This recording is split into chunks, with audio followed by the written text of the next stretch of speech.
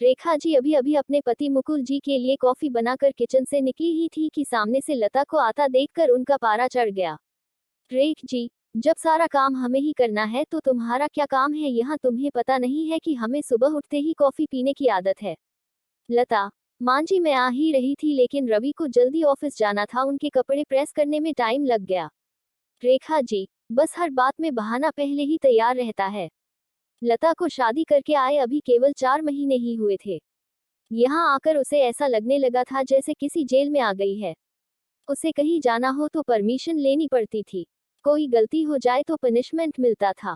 सास ससुर और पति तीनों ही एक सुर में उसका विरोध करते थे। कभी कभी तो मन करता कि यहाँ से भागकर अपने पापा के घर चली जाए। लेकिन पापा हॉट पेशेंट हैं, यह सब उन्हें पता लग गया तो न जाने क्या अनर्थ हो जाएगा।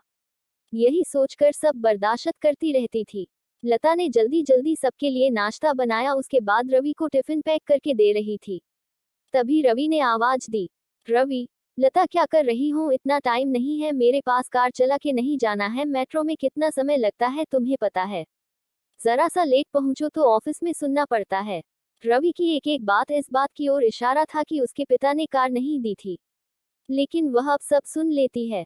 पिता को कैसे बताए कि जिन्हें आपने उसका जीवन साथी चुना था, वह पैसों का लालची है। एक दिन शाम को रवि घर आया तो उसने अपने पापा से बात की। रवि, अब मुझसे नौकरी नहीं होती, वो आपके पुराने दोस्त शर्मा जी मोटर पार्ट बनाते हैं, मैं चाहता हूँ कि उसकी सप्लाई शुरू करूँ। पापा, लेकिन बेटा उसके लिए तो कम से कम 10 लाख रुपए चाहिए होंगे, वो कहाँ से आएंगे? रवि, वही सोच रहा हूँ। तभी लता चाय बनाकर लाती है।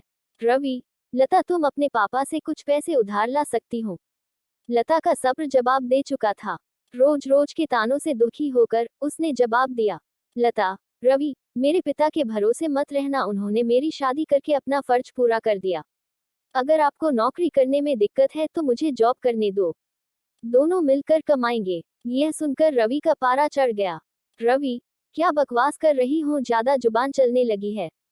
लता, रवि मैं बहुत बर्दाश्त कर चुकी हूँ, इसलिए मैंने जॉब करने का फैसला किया है। रवि, नहीं हमारे घर में यह सब नहीं होता, तुम्हें जॉब करनी है तो अपने घर चली जाओ।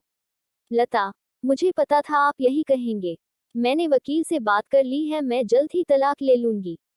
यह सुनकर रवि और उसके पिता के हाथ पांव फूल गए। तभी रेखा जी वहां आ गईं।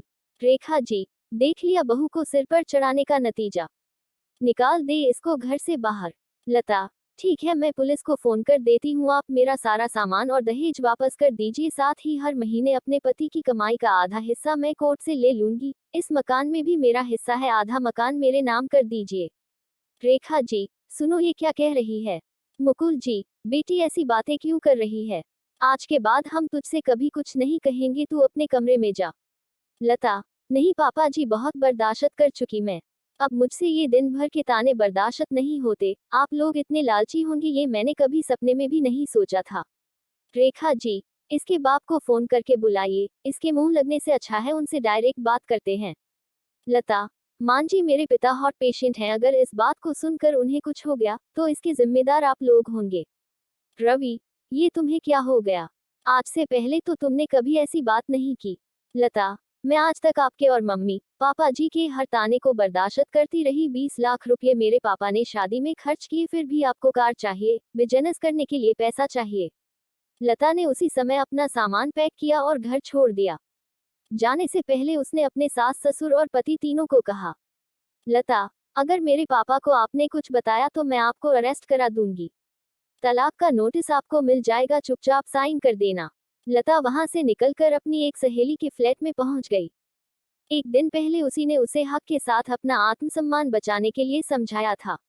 लता, कोमल मैं आ तो गई हूँ, लेकिन अब आगे क्या होगा? कोमल, चिंता मत कर, मैंने बात कर ली है, मेरे ऑफिस में जगह खाली है, कल से तू जॉब करेगी और मेरे साथ रहेगी। 1 महीने तक जॉब करने के बाद लता एक दिन अपने घर जाती है और पिताजी को सारी बात बताती है।